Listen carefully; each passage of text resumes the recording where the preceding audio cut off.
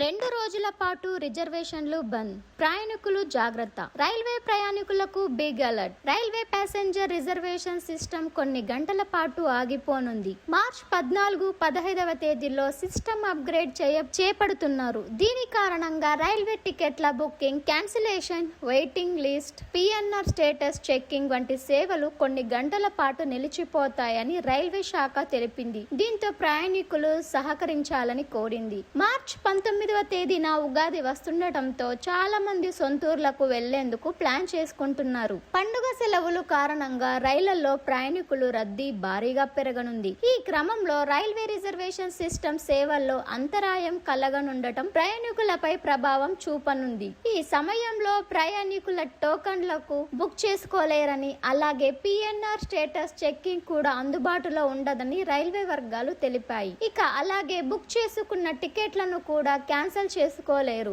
Online తో పాటు offline సేవల్లో కూడా అంతరాయం ఏర్పడనుంది. అయితే ఢిల్లీ పిఆర్ఎస్ సిస్టమ్ తో అనుసంధానమైన సేవలకు మాత్రమే ఇది వర్తిస్తుందని తెలుస్తోంది. ప్రయాణికులు తక్కువగా టికెట్లు బుక్ చేసుకునే అర్ధరాత్రి సమయంలో ఈ అప్గ్రేడ్ కార్యకలాపాలు చేపట్టనున్నారు. దాదాపు 3 గంటల పాటు సేవలు నిలిచిపోనున్నాయి. ఈ సమయంలో రైల్వే రిజర్వేషన్ల వ్యవస్థ పూర్తిగా అందుబాటులో ఉండదని రైల్వే శాఖ స్పష్టం చేసింది. దీంతో ఈ సమయంలో ప్రయాణికులు రైల్వే హెల్ప్ లైన్ నంబర్ 139 ను సంప్రదించి సేవలు పొందాలని అధికారులు సూచిస్తున్నారు. సేవలకు అంతరాయం కలిగే ముందే ప్రయాణికులు టికెట్లు బుక్ చేసుకోవాలని, ఇతర సేవలు యాక్సెస్ చేయాలని సూచించింది.